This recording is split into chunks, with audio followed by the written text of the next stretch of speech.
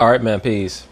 You know, brothers, one of the stereotypical scenarios that normally are laid out pertaining to professional athletes is that they tend to leave the high school or the college girlfriend behind once they gain any level of fame or prominence in their professional sports league where they respectively get drafted, whether it be the NFL or the NBA. And proverbially speaking, the NBA has a major problem with something along those same lines. Whichever team drafts many of these potential superstars tends to understand or grasp that if they're unable to win a championship within that star's first 5 to 7 years with the franchise, that star or potential superstar is going to leave that franchise, normally located somewhere in middle America, and go to one of the teams along the major coast, whether it be the Clippers, the Lakers, the Nets, the Knicks, maybe even the Bulls sometimes, but mostly the Nets, the Knicks, the Clippers, the Lakers. That's where the superstars like to congregate in some way, shape, or form. Every once in a while, one might go to the Rockets, one might go to the Miami Heat, maybe to the Washington Wizards, every once in a while, but normally it's either to the Lakers or the Knicks. And this is going to create some perceptual difficulties for the league that they have to be concerned with. Because if these middle America minor markets believe that they have no real chance of keeping the players that they draft, they're probably going to be a lot less accommodating to the NBA in general, and particularly to the major market franchises, especially when negotiation times come. So I would expect, along the time of the next collective bargaining agreement negotiations, teams like Oklahoma City and New Orleans, they may be a bit more combative when it comes to some of the restrictive rights or privileges per se that are granted to some of the incoming talent within the league when it comes to their ability to go from team to team. It wouldn't shock me at all. And not just OKC and New Orleans, also Indiana, Charlotte, etc. Teams that might farm very, very well, might plant the seed, but might not be able to enjoy the benefit of the harvest.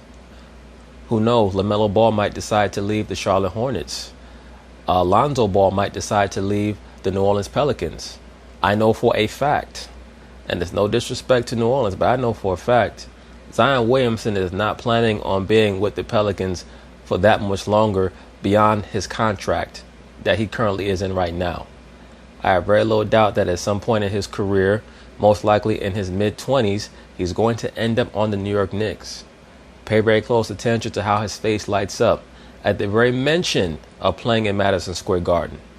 Of course, they're going to talk about it. I'm going to chime in. All right, we teased this off the top of the show, but now I want to play the full response from Zion Williamson when he was asked about playing in Madison Square Garden yesterday. Take a listen. I'm glad you asked that, actually.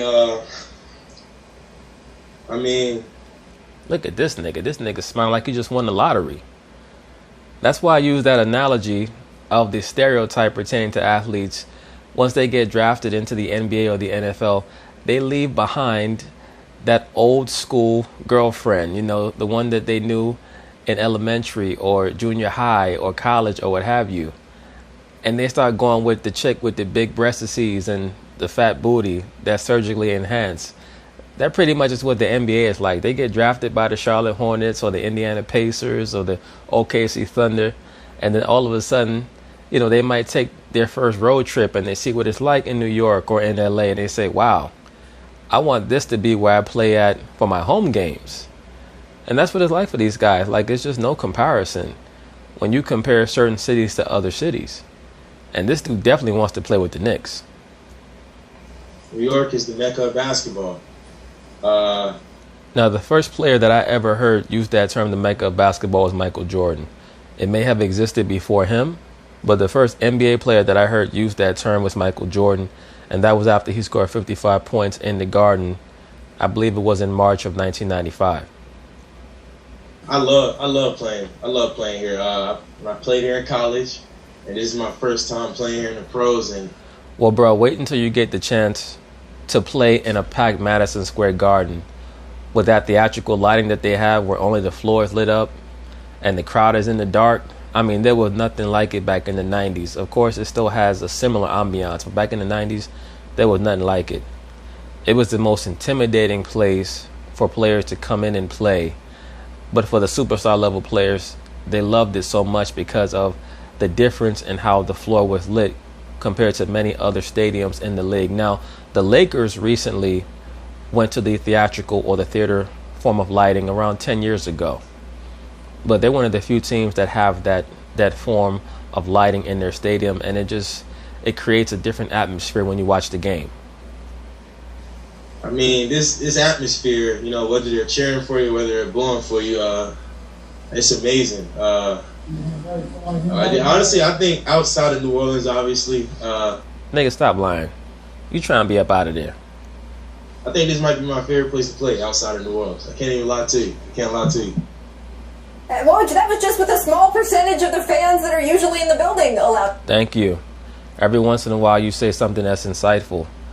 That's only with a small percentage of the fans. Wait until he gets to play a game in Madison Square Garden where it's packed.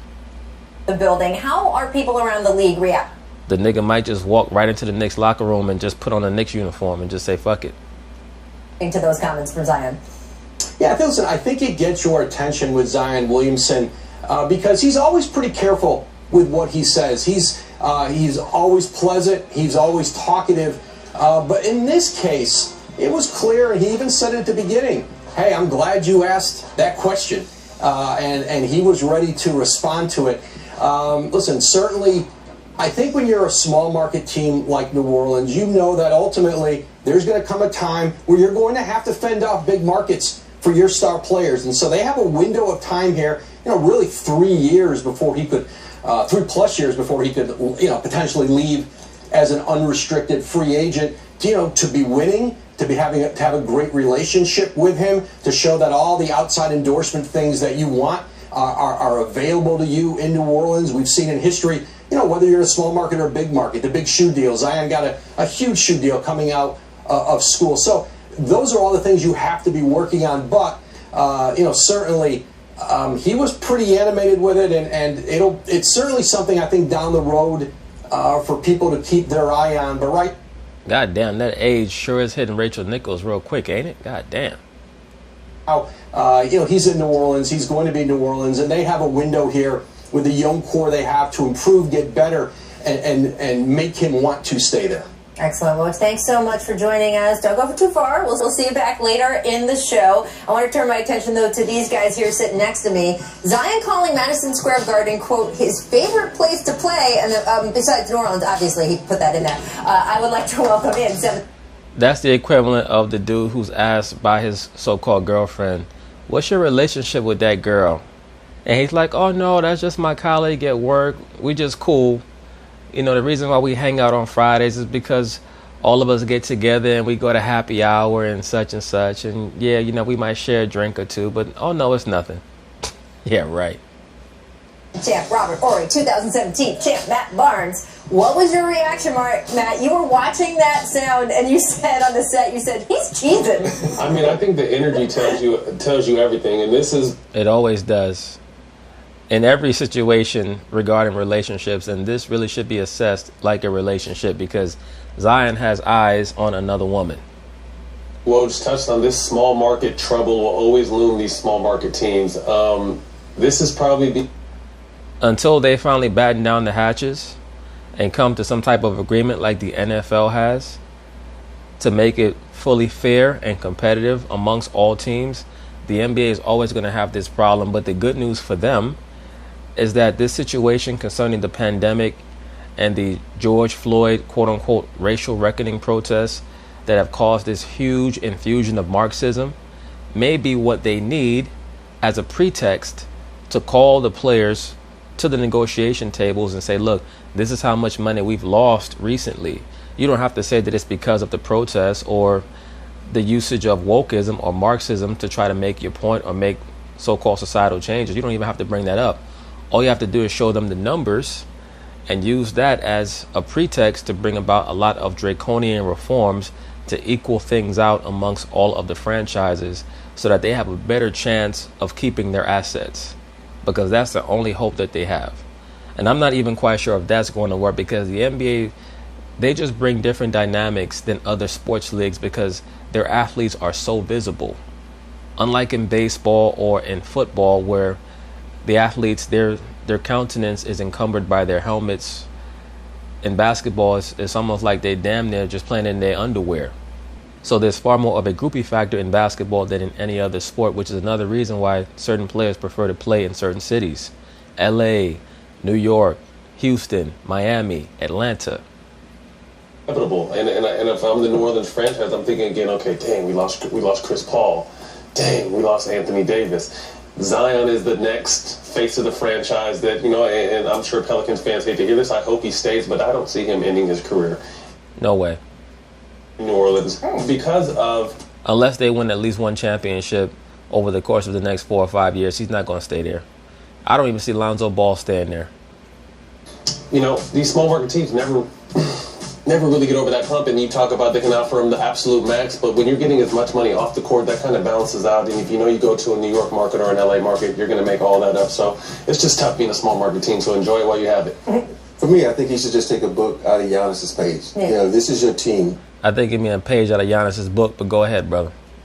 I grow with this team. Right. I know you enthusiastic about places like New York. I was enthusiastic places like the Forum. Right. When you're watching basketball as a kid, you have these places you want to play in. Yeah. I guarantee you the Forum is, the Madison Square Garden was a place he wanted to play in. Now he's accomplished that. But when he sits back and says, okay, now I'm going to go to Staples.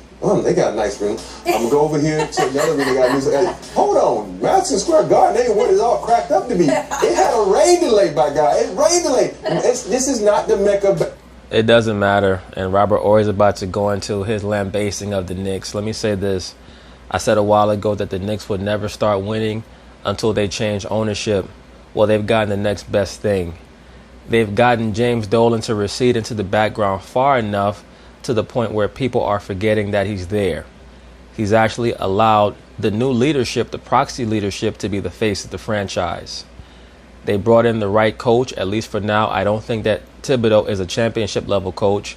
I think that he's a great defensive coordinator masquerading as a head coach. And I think that whenever you have him as a head coach, your window for winning is very small because his teams play with so much intensity on both ends of the floor. They normally burn out within 3 years or so. So we'll see what happens. But they're going to have to try to grab the bull by the horns over the next 3 or 4 years and see what they can do. But do I think that they're going to win a championship? No. But will this be enough to change how they're perceived? Yes. So that's going to be the most important hump that they're going to have to traverse, and they're in the midst of traversing it right now. Ball anymore. Ooh. That's what you got. So Robert Horry, those are shots fired at the New York organization. I'm from Alabama, but California to me is the Mecca of basketball now. Because there's so many great guys that come out of California that don't get the recognition that they should. But New York is still great. Don't get me wrong, but it's not the Mecca anymore. It has changed. So, but Zion. People always hating on New York as the Mecca of basketball. The term Mecca of basketball does not mean necessarily that city is the hotbed of basketball talent. What it basically means is that Madison Square Garden is the place where everyone wants to come and show off or showcase their skill set. That's really all it means. Because basketball is not even a local game. It's not a national game. It's an international game now. So there's no such thing as the place where you have the most talent anymore. In New Orleans, it's a great city. Be a guy who's just one franchise only. I think the energy says it all, though. You can't hide the energy. I agree. And that's something to hearken unto, not just in basketball, but also in life. Follow your gut. Pay attention to the energy. You guys out there who are in a quote-unquote relationship and you notice your so-called significant other has a particular energy for someone, hearken unto that. Pay attention to that. Also pay attention to the energy that random women have towards you. Because the energy, the wavelengths, they never lie. He's in smiling the whole entire time, so I'm scared. Well, I will say this. You should be scared. If you're a New Orleans fan, you should be scared because that man is leaving. That Woj alluded to it. Teams have 7 years of a guy's rights, right, when they draft him. 7 years. So that is a long time to have a player in your system, to sell him on your organization, so a guy like Giannis can decide, hey, you know what, I want to sign that Supermax and stay. I think that... Right, but the thing with Giannis is that, and that was a great move by him, very shrewd move. Giannis signed that contract extension. He re-upped at the age of 25. So he understands even when this current contract expires, he's going to be 29 years old. He's still going to be in his prime. And at that point, if they've still not won a championship, with a clear conscience, he can go somewhere else. He can go to the Clippers. He can go to the Lakers. He can go to the Knicks. He can go to Miami and say, look, I gave you guys 11 years, 12 years. We never got it done. For about 8 years in a row, I played at an MVP level. You didn't get me enough help to get it done. I played my ass off. Other than Russell Westbrook, there's not a player in the league that has a reputation for playing harder on both ends every game. As a matter of fact, when it comes to playing on both ends, I have the best reputation in the league for playing hard. We still didn't get it done. So now I can go to the Nets, I can go to the Knicks, I can go to the Clippers or the Lakers or the Warriors or the Heat with a clear conscience, and you can leave me the fuck alone. Now when it comes to Zion, Zion is different because, see, Antetokounmpo is 6'11" with the wingspan of a player 7'4". Zion is like a Charles Barkley. You have to pretty much catch that lightning in a bottle while he's in his 20s. Because once he hits 30, he's going to start rolling downhill like an avalanche. Because his dimensions don't speak to me as him being a player that's going to age well in the NBA into his 30s. So much of what he does is based on explosiveness and stop-start ability. And once he gets past 30, his athleticism is going to start to depreciate greatly. I'm not quite sure how much he'll be able to cultivate his overall skill set. Now, Giannis is a player who, even though he's very explosive, he's extremely tall, he's lanky, his strides are long, and his reach is long. It's gigantic, really. So he's going to be impactful into his early to mid-30s.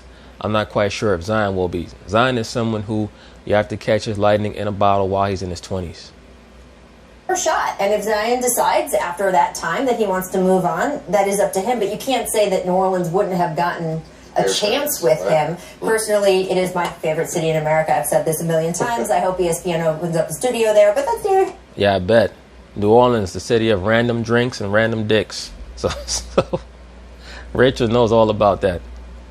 There on Zion's future. All right. But anyway, that's basically it on that, bros. We'll see how things turn out for Mr. Zion Williamson. But if I be a betting man, within 3 or 4 years, he's going to be a New York Knick. So peace.